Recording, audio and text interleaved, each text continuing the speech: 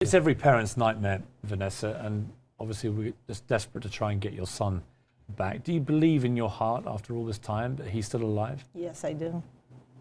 What do you think has happened to him? What do you feel in your gut? I feel that someone has him.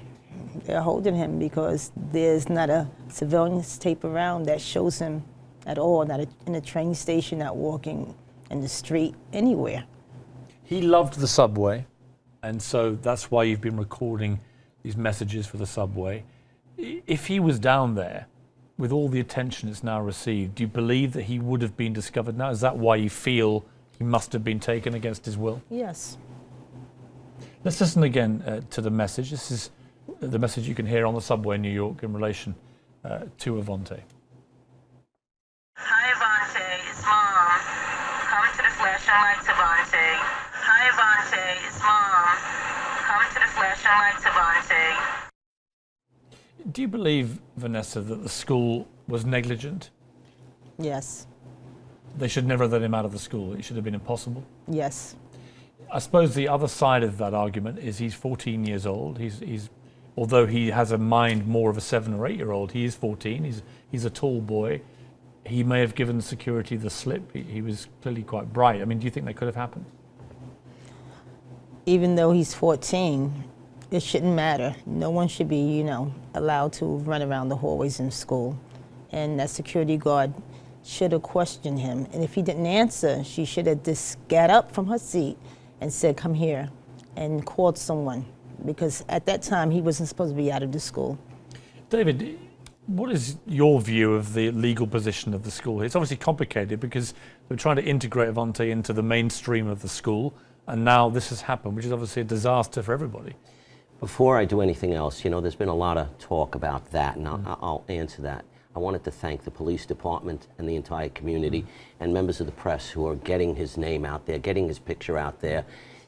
The efforts are unprecedented and heroic. And on social media, it's been extraordinary. I mean, everyone tweeting about it and just trying to find him. It's incredible. As far as the legal aspects of it, there is a whole bunch of things. There's a big picture, and the big picture in my mind is I don't understand how this happens to a special needs child unless there is something in there that failed the family. This, on a more detailed basis, and understand we're only dealing with limited information because they don't tell us everything up front. He got off a line where he was being transitioned from class, apparently, so somebody must have not been watching. They know from his IEP programs that he runs, and he runs off during transitioning, so they're aware of it. So he gets away, he gets downstairs, he's confronted apparently by a security guard. He gets past that, as you said, gives them the slip, goes down the hall, goes out a door that is not alarmed, that is now alarmed, and this is the worst part of it all.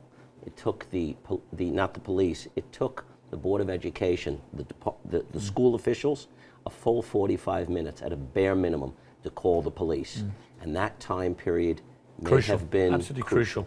Vanessa, if by any chance he's able to watch this interview, either now or when it's replayed, perhaps tomorrow, or somebody who's holding him, as you believe, is watching it, what would your message be, first to Avante and then to perhaps somebody who may be holding him? My message to my son is that I love him and we're going to find him. You'll come home to your family.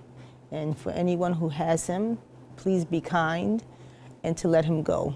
Bring him, to somewhere. I don't care if it's a fast food restaurant, a fire department, police station, just, drop him there.